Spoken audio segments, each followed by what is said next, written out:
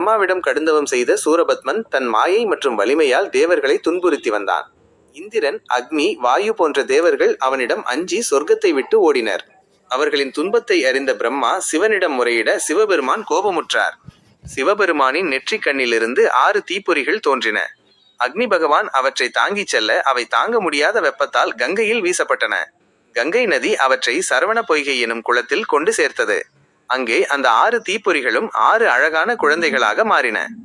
அந்த 6 குழந்தைகளையும் கார்த்திகை பெண்கள் அறுவரும் அன்போடு வளர்த்தனர். ஒரு நாள் பார்வதி தேவி அங்கே வர அந்த 6 குழந்தைகளையும் ஒரே நேரத்தில் தன் கைகளால் அணைத்து கொண்டார். அப்போது அந்த 6 குழந்தைகளும் ஒரே குழந்தையாக 6 முகங்களோடும் 12 கைகளோடும் உருவெடுத்தது. அதுவே முருகப்பெருமான். முருகன் சக்திவேல் என்ற ஆயுதத்தை கையில் ஏந்தி சூரபத்மனை அழிக்க புறப்பட்டார்.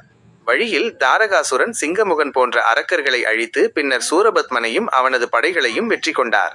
இதனால் தேவர்களுக்கு மீண்டும் அமைதி கிடைத்தது. இப்படி சிவபெருமானின் நெற்றி கண்ணில் உதித்து பார்வதியால் ஒரு குழந்தையாக உருவெடுத்து தேவர்களை காத்தவர் முருகப்பெருமான்.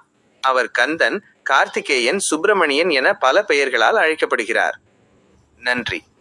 ஹாய்ங்க, இந்த முருகர் ஸ்டோரி உங்களுக்கு பிடிச்சிருக்கும்னு நினைக்கிறேன். பிடிச்சிருக்கவங்க நம்ம சேனலை லைக் பண்ணி சப்ஸ்கிரைப் பண்ணிக்கோங்க. பிடிக்காதவங்க வீடியோ வச்சு பார்த்துட்டு போங்க கைஸ். தேங்க்யூ.